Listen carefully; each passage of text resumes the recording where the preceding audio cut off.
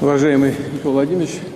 Հայաստանը որոշել է ունենալ այլընտրանքներ, այդ թվում քաղաքական առումով եւ Ռուսաստանը խնդիր է տեսնում այդտեղ, կարծում է Նիկոլ Փաշինյանը։ Ըստ նրա, Հայաստանն այսօր ձևավորում է ռազմավարական այլընտրանքներ տարբեր գործընկերների, այդ թվում Չինաստանի, ԱՄՆ-ի եւ եվրոպական երկրների հետ, ինչը նախկինում չի եղել։ Կամ էքսկլյուզիվ են հարաբերությունները, կամ հարաբերություններ չպետք է լինեն։ Մենք չենք ընդունում այդ մոտեցումը։ Մենք ասում ենք հարաբերությունները էքսկլյուզիվ չեն, բայց հարաբերություններ պետք է լինեն։ Տեսեք, դուք ասում եք լավ գործընկեր, թե լավ գործընկեր չի Հայաստանը։ Հայաստան 2022 թվին ինչով լավ գործընկեր չէր, որ հավաքական անվտանգության պայմանագրի կազմակերպությունը իր ֆունկցիաները չկատարեց։ ԵԱՏՄ-ում Հայաստանի օրակարգին վերաբերող բոլոր հարցերը բարձրացնելու է, վստահեցրեց Փաշինյանը։ Նա կրկնեց, որ ԵԱՏՄ-ն կաթվածահար վիճակում է եւ դա խորանալու միտումներ է ցույց տալիս։ Վարչապետը համոզված է, որ Հայաստանը խնդիրը հաղթահարելու է, իսկ հա ԵԱՏՄ-ն ոչ։ Ասում է, որ այո, դուք իրավունք ունեք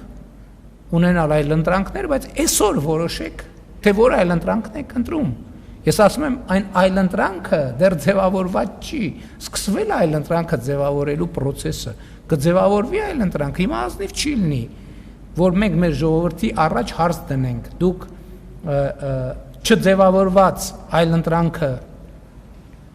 ուզում եք թե չեք ուզում, որտեղ մեր ժողովուրդը լիքը հարցեր կտա, որոնց պատասխանները մենք այսօր չունենք։ Բանակում ինքնասպանությունների 3 հիմնական պատճառ գիտի Փաշինյանը, ընդ որում դրանցից առաջինին խաղադրույքներին, անձամբ ծանոթ է Կոշի գաղութում անցկացրած օրերից։ Պարտադիր չի, որ դու քո հեռախոսով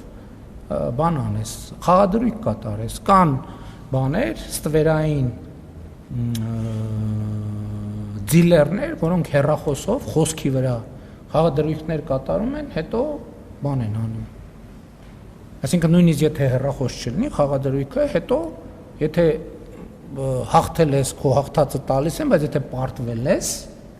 հազար ներողություն այդ բառի համար, ստանում են բոլոր հնարավոր միջոցներով։ Ինքնասպանությունների երկրորդ պատճառն ըստ Փաշինյանի ընտանեկան անձնական խնդիրներն են, իսկ երրորդը մարտական դիրքում քնելը, սրա մասին նույնիսկ ռեպ կա, որին ծանոթ է վարչապետը։ Ինքը խոսում է իր մասին, ասում է, ես դիրքում քնող չեմ եղել, եւ ով որ արձանագրվում է, որ դիրքի ժամանակ քնել է, իր նկատմամբ զինվորները,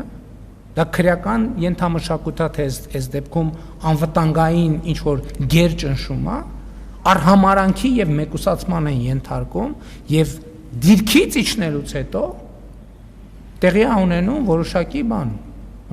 մեկուսացում 85-90% ինքնասպանությունների դեպքերը կապված են այս 3 իրավիճակների հետ։ Ես ունեմ այդ մեղքը, բանակի ղեկավարության վրա պետք չգցել։ Փաշինյանն ասուլիսի ընթացքում հասցրեց նաև հանցագործության մասին հաղորդում ներկայացնել ընդդեմ միասնության թևերի անդամ Լիպարիտ Դրմեյանի, առանց նշելու նրա անունը։ Դրմեյանին Փաշինյանը հեռացրել էր աշխատանքից, երբ նա հեծի արբիտրաժի հարցով կառավարության կարծիքից տարբերվող դիրքորոշում էր հայտնել։ Այս շենքում պարզվեց իրանք մարդ ունեին, այդ մարդուն երբ որ շենքից դուրս հրավիրեցինք, արբիտրաժում ասում եք կոռուպցիա։ Բայց կոռուպցիա չի։ Հիմա իրավապահներին կոչ եմ անում, հաղորդում եմ տալիս, թող տրոյական ձյու գործունեությունը քննեն։ Այս հայտարարությունից շատ չանցած հայտնի դարձավ, որ գլխավոր դատախազությունն ընթացք է տվել Դրմեյանի վերաբերյալ Փաշինյանի հաղորդմանը։ Փոփոխություն է սպասվում նաև Փաշինյանի մամուլի խոսնակի պաշտոնում։ Նազելի Բաղդասարյանին Մելանիա Հարությունյանն է փոխարինում։ Սա այս կառավարության օրոք Փաշինյանի վերջին բրիֆինգն էր։ Սահմանադրությամբ նախատեսված կարգով մենք գիրակի օրը հրաժարական ենք տալու։ Դրանից հետո հանրապետության նախագահը խորհրդարանական մեծամասնության առաջադրած թեկնածուին նշանակելու է վարչապետ։ Ալինա Սահակյան, Էպիկենտրոն։